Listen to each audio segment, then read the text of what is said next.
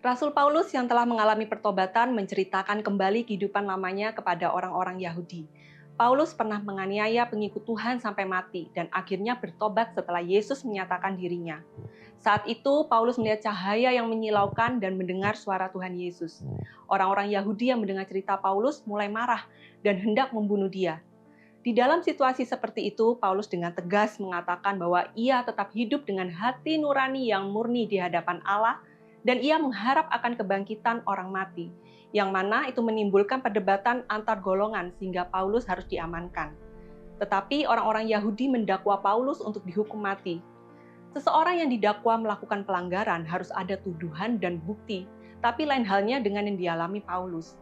Dikatakan dalam Kisah Para Rasul 25 ayat 18-19, tetapi ketika para pendakwa berdiri di sekelilingnya, mereka tidak mengajukan suatu tuduhan pun tentang perbuatan jahat seperti yang telah aku duga.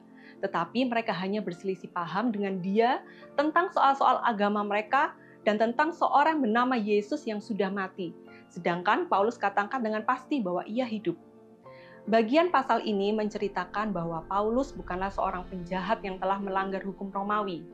Festus yang ditunjuk untuk menegakkan hukum sipil, menghukum pelaku kejahatan dan pemberontakan terhadap Roma menjadi bingung untuk mengadili perselisihan mengenai masalah agama ini.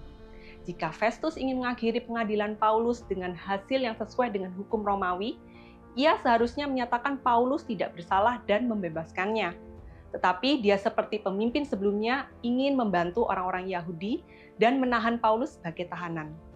Dalam situasi tersebut, kita dapat melihat bagaimana Paulus tetap teguh untuk hidup dalam integritas.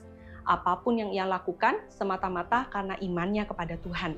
Demikian juga kita yang telah mengalami perjumpaan pribadi dengan Kristus dan beroleh anugerah keselamatan yang menyembuhkan hati kita, memulihkan hidup kita, dan membebaskan jiwa kita dari kebinasaan, tidak dapat terhalangi dengan ancaman apapun untuk kita menyaksikan siapa Yesus.